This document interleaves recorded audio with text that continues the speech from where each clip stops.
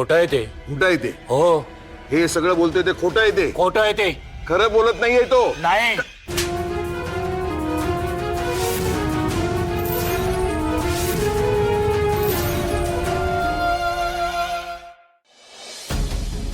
नीच माणसा, काय बोलतोस? तुझं तुला कळतंय का? माझ्या घरातल्या लेकी बाळींशी असं वागताना तुला लाज नाही वाटली?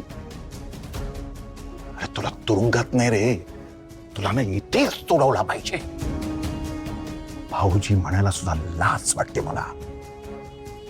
तुझं तोंड मला पुन्हा बघायचं नाहीये. निघून जा इथून.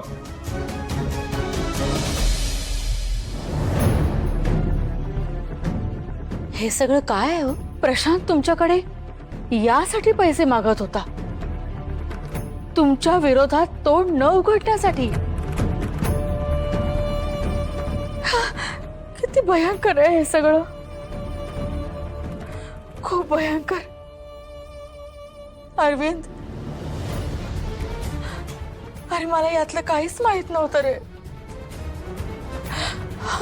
परमेश्वरा, हे सगळं काय चाललंय?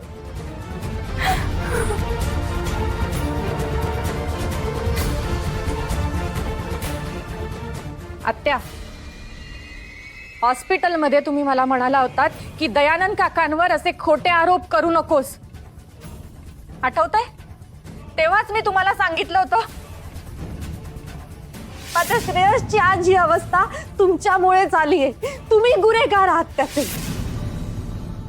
हो, आठवतंय. पण तेव्हा मला हे काहीच माहित नव्हतं ग. माझं चुकलं.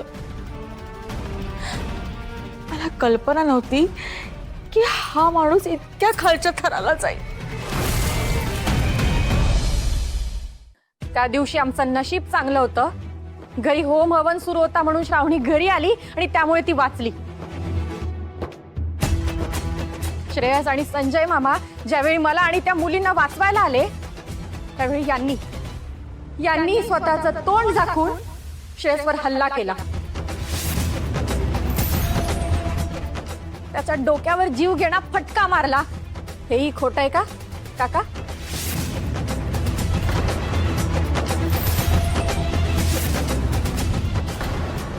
बोला.